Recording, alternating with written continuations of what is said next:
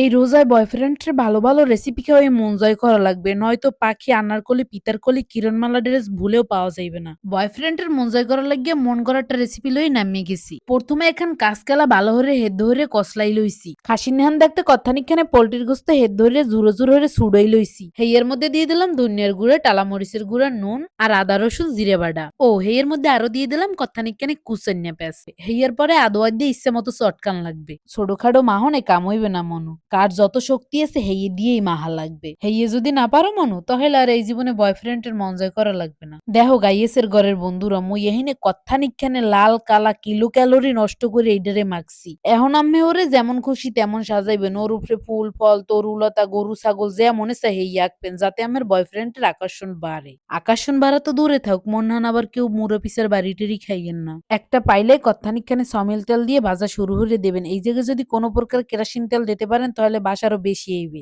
মুড়মুড়ি হয়ে ভাজে বয়ফ্রেন্ডরে ইফতারে দেবেন নয়তো পার্সেল করে বাসায় পাঠাই দিবেন। সত্যি এই আন্দাজের রেসিপিটা অনেক মজার আনলে। যদি আমেগো মোর এই আন্দাজে ভিডিওগো ভালো লাগে তাইলে দয়া করে মোর খয়রাতে পেজটা like comment share and follow দিয়ে পাশে থাকবেন নতুন নতুন ভিডিও পাইতে। মুই যদি এই পেজে কোনো প্রকারে ফেল করি তাহলে মোর বয়ফ্রেন্ড একটা লাথি মেরে মোরে বলের সারে হালাইবে। এই বুড়ো বয়সে লাথি টাতি খাওয়াইয়েন না। মোর পেজটা লেগে দোয়া হরে না আবার একবার কইলাম ভালো থাকেন হক কলে।